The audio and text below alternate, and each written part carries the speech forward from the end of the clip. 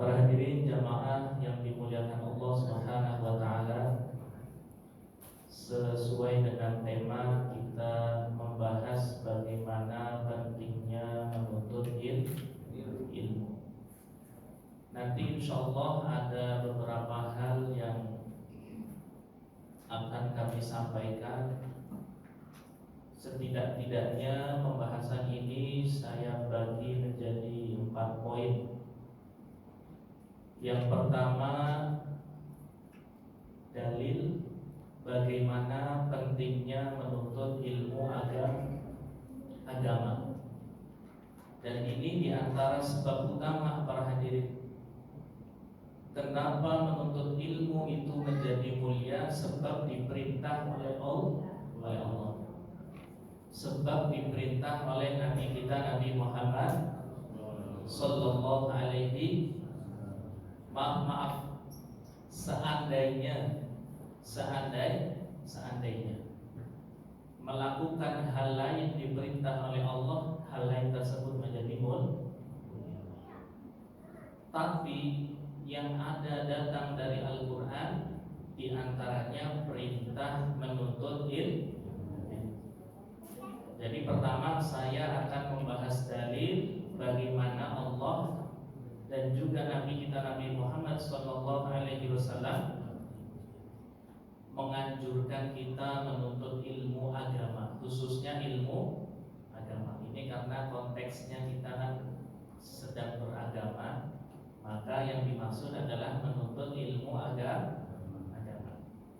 Yang pertama di dalam surah At-Taubah ayat 122. A'udzu billahi minasyaitonir rajim. Bismillahirrahmanirrahim. Wa ma kana al-mu'minuna liyanfiru kaffah falawla nafara min kulli firqatin minhum ta'ifah liyatafaqahu fid-din wa liyunziru qaumahum idza raja'u ilaihim la'allahum yahdharun. Shadaqallahul adzim. Para hadirin jamaah yang dimuliakan Allah Subhanahu wa taala. Jadi dulu disebutkan oleh Al-Imam Ibnu Abbas. Jadi Al-Imam Ibnu Abbas nama aslinya Abdullah bin Abbas. Jadi zaman Nabi ketika ada anak namanya Abdullah, maka dia biasanya disingkat dengan nama Ibnu. Misalkan Abdullah bin Abbas, maka biasanya dipanggilnya Ibnul Abbas. Apakah putra Sayyidina Abbas hanya Abdullah? Tidak, banyak. Tapi yang namanya Abdullah itu yang nanti disebutkan di dalam riwayat-riwayat hadis yang disebut dengan Ibnu Abbas. Ada juga putra dari sahabat Umar, namanya sama Abdullah bin Umar, maka disebut di dalam hadis Ibnu Umar. Ada juga putranya sahabat Mas'ud, namanya Abdullah bin Mas'ud. Biasanya disebutnya apa? Ibnu. Jadi kalau disebutkan Ibnu Mas'ud, maka putra Mas'ud yang bernama Abdul. Disebutkan Ibnu Umar, maka putranya Umar yang bernama Abdul. Disebutkan Ibnu Abbas, maka putranya Sayyidina Abbas yang namanya Abdullah. Sayyidina Abdullah bin Abbas, beliau mengatakan, dulu Allah membuka aib orang-orang munafik. Kapan? Pada saat perang Tabuk.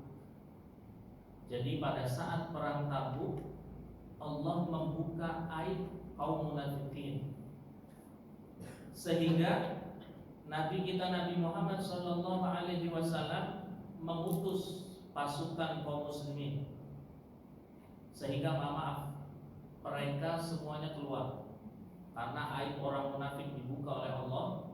Sahabat semangat jihad di jalan Allah, sehingga semua sahabat Nabi keluar. Sampai-sampai di sini disebutkan mereka meninggalkan Nabi sendiri. Nabi ditinggal Ini saking semangatnya para hadirin, saking semangatnya para sahabat-sahabat Nabi Shallallahu Alaihi untuk berjihad di jalan Allah. Namun kendati pun sahabat begitu semangat, tapi Allah menurunkan satu ayat tadi, surah At-Taubah ayat 122. Artinya, dan tidak sepatutnya orang-orang mukmin itu semuanya pergi ke medan perang. Kata Allah, jangan pergi semua. Bahkan sampai Nabi ditinggal sendiri. Mengapa sebagian dari setiap golongan di antara mereka tidak pergi untuk memperdalam pengetahuan agama mereka? Berarti menuntut apa? Menuntut ilmu. Untuk apa tujuannya? Memberi peringatan kepada kaumnya apabila mereka telah kembali dari peperangan. Kan nabinya nggak keluar perang. Nabinya tidak berangkat berperang. Kata Allah, kalau bisa ada sahabat yang menemani Nabi. Nanti ditakutkan wahyu turun kepada Nabi kita Nabi Muhammad SAW. Nanti Nabi sampaikan kepada para sahabat. Itu yang disebut dengan ilmu agama. Nanti yang lain sahabat yang perang pulang diberitahu sama sahabat-sahabat yang mengambil ilmu dari Nabi kita Nabi Muhammad SAW. Bayangkan Pak Hadi, pada saat itu peperangan begitu penting. Kurang penting apa? Kurang urgent apa? Peperangan di perang Tabuk. Tapi Allah tetap jangan keluar semua. Harus ada yang menuntut ilmu. Ibaratnya seperti ini, sama kita mencari rezeki yang halal juga penting. Muamalah juga penting. Tapi ingat pesan dari Allah Subhanahu wa taala. Jangan sampai lupa menuntut ilmu. Jangan sampai lalai mempelajari ilmu agama. Bayangkan peperangan begitu luar biasa, tetap kata Allah harus ada yang menuntut ilmu. Nanti siapa yang akan mengajarkan bahwasanya jihad memiliki pahala yang luar biasa? Nanti siapa yang mengajarkan bahwasanya mencari rezeki yang halal adalah di antara ibadah yang mulia di sisi Allah Subhanahu wa taala? Nanti siapa yang mengajarkan bahwasanya sholat tidak boleh ditinggalkan para hadirin? Nanti siapa yang mengajarkan supaya anak-anak kita mampu membaca Al-Qur'anul Karim? Maka harus ada. Makanya ini para hadirin, bapak-bapak, ibu-ibu, pentingnya kita menuntut ilmu. Jangankan bekerja, perang aja kalau bisa ada sebagian di antara mereka yang mau menuntut ilmu. Apalagi healing ya. Biasanya Sabtu sama Minggu kan pada healing. Kalau bisa ada yang tetap di Masjid Al-Falah, kita sama-sama ngaji, mempelajari ilmu agama. Kemudian yang kedua, hadis Nabi Sallallahu Alaihi Wasallam. Kata Nabi Sallallahu Alaihi Wasallam, "Thalabul ilmi fardhatun 'ala kulli muslim." Menuntut ilmu kewajiban bagi setiap muslim. Coba kalau bapak-bapak, ibu-ibu ngerti bahasa Arab, thalabul ilmi mufrad, mudzakkar, harusnya khobarnya juga ikut mudzakkar. Harusnya thalabul ilmi faridun. Tapi di sini hadis Nabi dikatakan apa? Thalabul ilmi faridatun ala kulli muslim. Ini sebagai taukid bahwasanya menuntut ilmu begitu sangat amat penting bagi setiap muslim. Bahkan ada pepatah, man arada dunya fa'alaihi bil ilm. Siapa yang menginginkan dunia maka harus dengan ilmu. Wa man arada al akhirah fa'alaihi, yang mau akhirat sama harus dengan. Wa man arada huma, yang menginginkan dunia akhirat maka harus dengan ilmu. Makanya ini Allah juga mengajarkan kita doanya apa? Rabbana atina fid dunya hasanah wa fil akhirati hasanah wa qina. Jadi kebaikan dunia dan juga kebaikan akhirat. Caranya dengan apa? Dengan ilmu.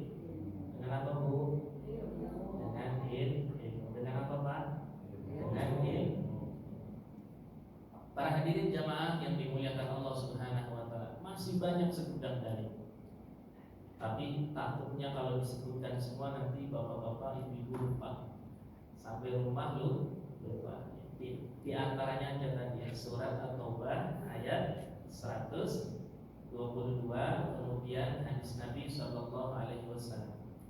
Para hadirin jamaah yang dimuliakan Allah Subhanahu Wa Taala. Kemudian tadi secara umum menuntut ilmu. Nah ini orang yang khusus menuntut ilmu agama, dia menjadi sebaik-baik manusia, menjadi orang yang mendapatkan banyak kebaikan dari Allah Subhanahu wa Ta'ala. Ini berdasarkan hadis Nabi. Nabi SAW menyampaikan, man yuridillahu bihi khairan yufaqihu fiddin.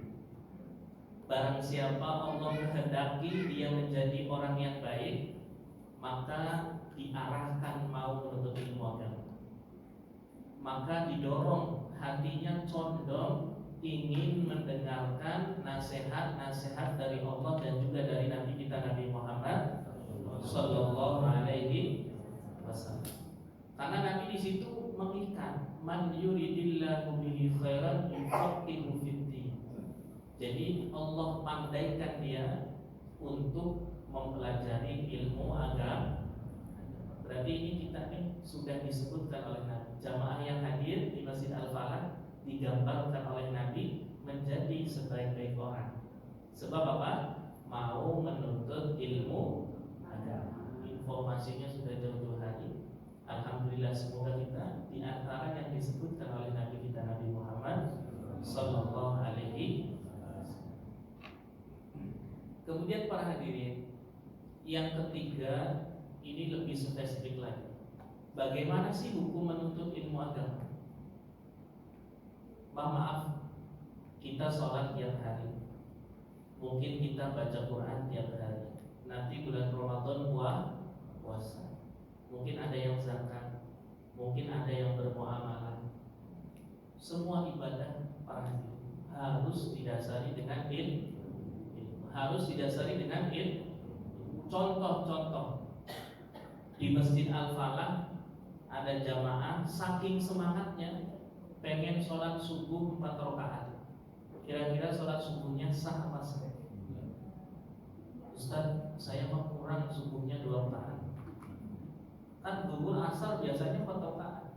Saking semangatnya dia sholat subuhnya berapa para hadirin? 4 rakaat. Kira-kira sholat subuhnya sah apa tidak? Kenapa? Karena tidak didasari dengan ilmu. Ilmunya sholat subuh hanya 2, sampai hari kiamat sholat subuh berapa rakaat bu? Ada sholat maghrib 3 rakaat, kebanyakan saya 2 aja sah, nggak boleh. Maka itu pentingnya ilmu. Nah sekarang bagaimana hukum menuntut ilmu agama? Di sini disebutkan para hadirin, wa huwa yanqasimu ila fardhi 'ainin wa fardhi kifayah. Menuntut ilmu agama ada 2. Yang pertama hukumnya fardhu 'ain. Hukumnya apa bu? Yang kedua, bapak-bapak, hukumnya fardhu kifayah. Hukumnya ada 2. Yang pertama fardhu 'ain. Yang kedua fardhu kifayah. Fardhu 'ain, fardhu kifayah. Di sini disebutkan fa fardhul 'aini mislu ilmi taharati was-salati was-shaumi fa 'ala kulli mukallafin ma'rifatu. Yang fardhu 'ain contohnya ilmu apa? Ilmu taharah, ilmu bersuci. Ibu mohon maaf, ibu tiap hari bersuci kan? Sholat 5 waktu harus bersuci. Bapak-bapak tiap hari bahkan kita mungkin setiap waktu bersuci. Toharoh, namanya apa? Toharoh. Maka kita harus ngerti ilmu bersuci. Bahkan kata Nabi, al-wudu miftahus shalah. Wudu adalah kunci sholat. Kalau wudunya nggak benar, sholatnya nggak benar. Kalau wudhunya nggak benar, sholatnya nggak benar. Maka dulu terjadi para hadirin pada zaman Nabi SAW, ada salah satu sahabat wudhunya belum benar, wudhunya belum. Kemudian Sayyidina Hasan dan Sayyidina Husain pengen mengingatkan. Kata Sayyidina Hasan, wahai Husain, ayo kita ingatkan, itu sahabat Nabi wudhunya belum benar. Kata Sayyidina Husain, nanti dulu, kalau kita kasih tahu takutnya tersinggung. Benar apa benar? Lagi wudhu dibilangin ente wudhunya nggak sah, tersinggung apa tersinggung? Kata Sayyidina Husain, masih mending kita datang, kita wudhu, kemudian minta dikoreksi. Sayyidina Hasan, Sayyidina Husain datang wudhu dengan sempurna, kemudian minta pendapat sama sahabat tersebut. Wahai sahabat Nabi, saya mau belajar wudhu, nanti coba dilihat, barangkali wudhunya ada yang Sayyidina Hasan Husain wudhu dengan sempurna. Ketika wudhu dengan sempurna, ini sahabat Nabi sadar, oh iya wudhu saya yang belum minta diajarin, tapi hakikatnya Sayyidina Hasan dan Sayyidina Husain mengajarkan sahabat Nabi supaya wudhunya benar. Kalau wudhunya tidak benar, maka sholatnya tidak. Nanti kalau wudhu udah benar, sholat juga harus menggunakan ilmu. Sebab ada kisah zaman Nabi, sahabat Nabi sholat, kemudian setelah assalamualaikum ke kanan, assalamualaikum ke kiri, Nabi mengatakan, irji fasholli fa innaka lam tusalli. Wahai sahabatku, pulang sholatmu. Sholat udah selesai, disuruh apa? Disuruh mau. Akhirnya sahabat diperintah Nabi sholat lagi, Allahu Akbar. Sampai selesai, salam kanan kiri, Nabi bersabda lagi, irji fasholli fa innaka lam tusalli. Wahai sahabatku, ulangi sholatnya. Sholatnya belum ketiga kali, Allahu Akbar. Selesai salam, Nabi masih mengatakan apa? Irji fasholli fa innaka lam tusalli. Sholat lagi. Ketika yang ketiga, ini sahabat bilang, ya Rasul, saya ini tidak bisa sholat kecuali yang saya sholat pada saat ini. Tolong ya Rasulullah, ajarkan aku sholat yang benar. Kata para ulama, mohon maaf, kalau itu sahabat diperintahkan Nabi sholat lagi, dia Allahu Akbar sampai kapanpun dia tetap sholat. Mungkin berkali-kali Nabi perintahkan. Untung dia tanya, ya Rasul, sholat yang benar seperti apa? Kemudian Nabi mengatakan, jika engkau ruku yang tenang, tumak nih. Jika engkau sujud, jangan seperti ayam lagi makan. Cepat nggak? Mantuknya cepat kan? Kalau sujud, tumak tina, jangan buru-buru, jangan buru-buru. Akhirnya dijalankan, sholatnya tumak tina, sudah tidak diperintahkan lagi untuk mengulang sholat. Itu pentingnya apa? Pentingnya ilmu. Ada juga orang lagi puasa merokok, lagi puasa kan nggak makan, cuma menghisap rokok. Itu karena apa? Nggak menuntut ilmu. Terus dulu katanya ada, kalau lagi puasa nggak boleh nangis, kalau nangis puasanya batal. Benar kan? Padahal itu dulu orang tua lagi nasehatin anaknya supaya diem, nggak nangis lagi. Nah, jangan nangis ya, nanti puasanya batal. Padahal nangis tidak membatalkan, kecuali air matanya sampai ke mulut ditelan. Itu baru puasanya kalau nangis dong. Maka itu para hadirin, penting kita menuntut ilmu agama. Nah itu diantara ilmu-ilmu yang apa? Yang fardu, yang setiap manusia harus tahu. Nggak boleh ikut-ikutan. Saya mah wudhunya ikut-ikutan aja. Harus tahu ilmunya. Yang pertama fardunya wudhunya. Kemudian yang kedua membasuh wajah, membasuh kedua tangan, mengusap sebagian kepala. membasuh kedua kaki sampai kedua mata. Kemudian yang keenam kaki. Rukun sholat ada berapa kita harus tahu. Nggak boleh ikut-ikut